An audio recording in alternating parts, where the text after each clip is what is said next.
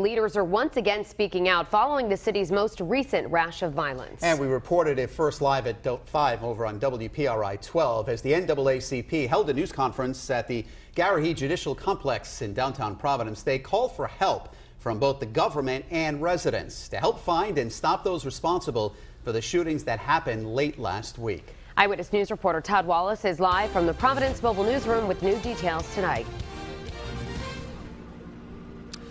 And Mike and Shannon, the president of the Providence NAACP, says violent crime has become a crisis in certain communities. With family and friends. Alina Johnson had been outside visiting friends at the Chad Brown housing complex when she heard pop, pop, pop, pop, pop. So at first, nobody even moved because we thought it was fireworks around the 4th of July. But this was no celebration. Somebody just came and shut up the whole street. Alina's experience and several more like hers is the reason the NAACP announced the need for a call to action during a news conference Monday evening. The theme featured a simple yet powerful plea. But we need help. We need help. NAACP President Jim Vincent introduced a 5-point plan he hopes will address the community's concerns, including a summit involving city leaders and an improvement in workforce development programs.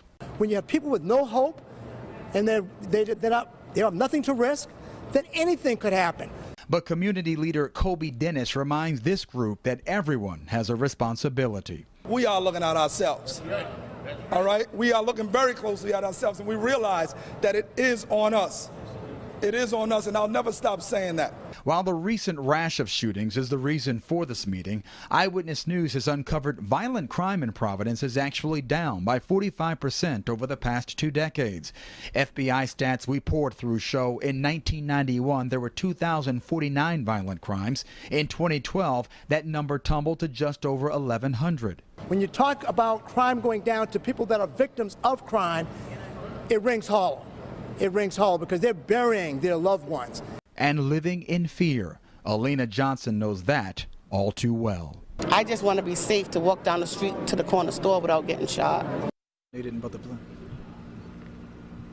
Vincent says ultimately leaders in both the political and private sectors are needed to work with neighborhood groups to develop strategic plans to help the city's at-risk children.